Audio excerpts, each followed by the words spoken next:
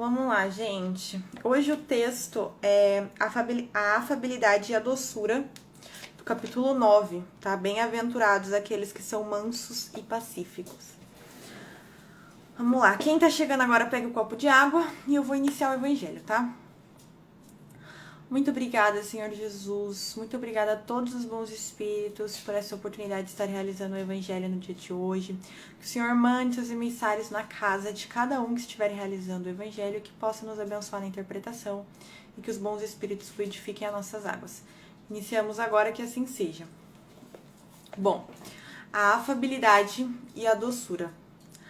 A benevolência para com os semelhantes, fruto do amor ao próximo, produz a afabilidade e a doçura, que são as formas de sua manifestação.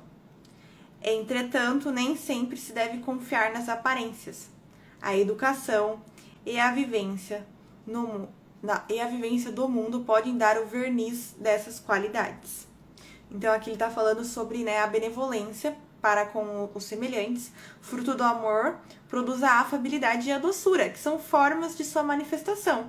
Que a benevolência, a afabilidade e a doçura é uma forma de manifestação da benevolência, né? E daí ele fala aqui, entretanto, nem sempre se deve confiar nas aparências, porque, pode ter muitas pessoas que parecem ser esse tipo de pessoas e aí acabam que não são. Que daí ele continua aqui. Educação e a vivência do mundo pode dar o verniz dessas qualidades. Quantos a cuja fingida bondade nada mais é do que uma máscara para o exterior, uma roupagem cuja aparência bem talhada e calculada disfarça as deformidades escondidas. Então ele tá falando sobre, as pessoas que só são por na aparência, que parecem ser pessoas bondosas, parecem ser pessoas assim, do bem, e aí quando você conhece um pouco a fundo, a máscara cai, e aí você olha e fala, meu Deus, essa pessoa não é o que ela dizia ser, meu Deus, E aí a gente começa a ver a verdade sobre a pessoa. O mundo está repleto de pessoas que têm o sorriso nos lábios e o veneno no coração. Gente, isso é muito verdade. O que o mundo mais tem realmente é o sorriso nos lábios e o veneno no coração. Que são mansas sobre a condição de nada lhes machucar. Mas quem morde a menor contrariedade, cuja língua dourada, quando falam face a face, se transforma em dardo envenenado, quando estão por detrás. Então aqui tá falando sobre as pessoas que são mansas sobre as condições, sobre a condição de nada lhes machucar, ou seja, ela é de boa, ela é tranquila, até não cutucar ela, entendeu? Se cutucou a pessoa do nada se transforma. E assim, gente, é legal falar sobre isso, porque a maioria das pessoas conhece alguém que é exatamente assim, ou já conheceu, ou já passou na vida, que é uma pessoa que parece super gente boa, só que se alguma coisa incomoda ela, que às vezes nem é certa, tipo, é uma ideia, por exemplo, uma ideia que ela tem, que não quer dizer que é a ideia certa, mas é uma ideia que ela colocou na cabeça que é certa. Se alguém discorda dela, ela literalmente se transforma em outra pessoa, e aí é bem isso aqui que ele fala, que se transforma em dardo envenenado. E aí acaba, você vê na verdadeira face da pessoa ali, que muda completamente.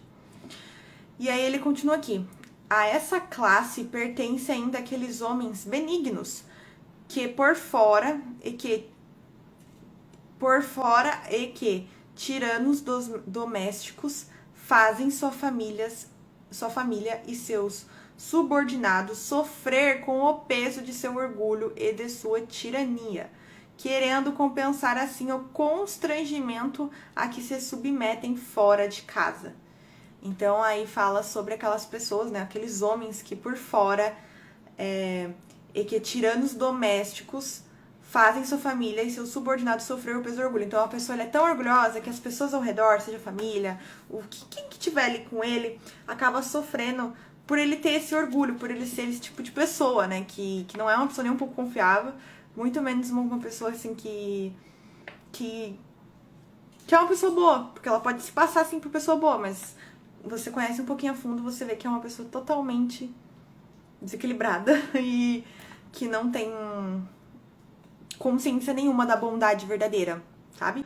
Da caridade, da benevolência, igual ele começa no texto, a benevolência. Ela não sabe o que é benevolência, porque o que é benevolência é algo verdadeiro, né? Não ousando agir autoritariamente com estranhos, que os recolocariam no seu lugar. Querem pelo menos ser temidos pelos que não podem resistir-lhes.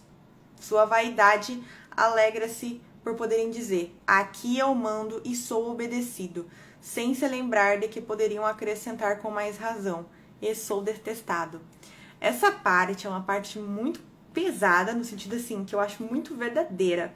Quem aí de vocês não conhece pessoas, principalmente pais de família, que adoram mandar e desmandar em casa, adoram bater no peito e falar: aqui eu mando, aqui todo mundo me obedece. Eu vim de uma família assim, sendo bem sincera.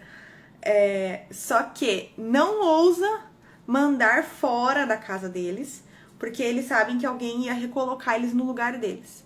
Mas dentro de casa, essa pessoa ama ser mandada, usar dessa coisa psicológica, sabe? De mandar, de ordenar, de tudo fruto da vaidade, do orgulho.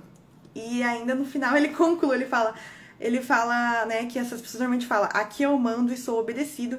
E aqui no evangelho eles falam: sem se lembrar que poderiam acrescentar com mais razão, e sou detestado.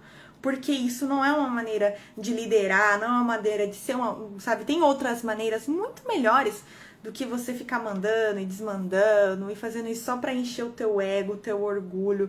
É ser autoritário, sabe? Existem muitas pessoas assim, tá? Não só na família, fora da família também, mas eu vivenciei muito disso, e eu sei que muitas famílias vivenciam isso, de ter pessoas que adoram bater no peito e falar: eu mando, eu adoro ser mandado, mas fora de casa paga de totalmente pessoa santa, pessoa que é totalmente bondosa, porque sabe que se fizer isso vai ser recolocada no lugar dela, entendeu? Não basta que os lábios falem leite e mel, se o coração nada tem a ver com isso. Trata-se de hipocrisia. Isso aqui é totalmente autoexplicativa. Aquele cuja afabilidade e doçura não são fingidas nunca se contradiz. É o mesmo sempre, diante do mundo e na intimidade. Ele sabe, aliás, que pode enganar os homens pelas aparências, mas não pode enganar a Deus. Então, olha que lindo, esse final é perfeito. Aquele cuja a afabilidade e a doçura, que no começo do evangelho a gente viu que é frutos da benevolência, que não é fingida, que no caso é a afabilidade e a doçura verdadeira, ele nunca se contradiz. Pessoas que têm isso naturalmente, verdadeiramente, a pessoa não vai se contradizer. Ela é ela no mundo externo, até a mesma cara, as coisas que ela fala no mundo para as pessoas de fora, a forma que ela age, tudo, ela também é no interior dela, na família, nos relacionamentos amorosos, na vida pessoal dela, é a mesma coisa, não muda, porque a afabilidade e a doçura fazem parte da personalidade dela, fazem parte dela em si, porque isso é algo que a gente, né, aprende, e quando se torna parte de nós, se torna um todo, que somos nós, né? Não sei se ficou muito entendível, mas enfim.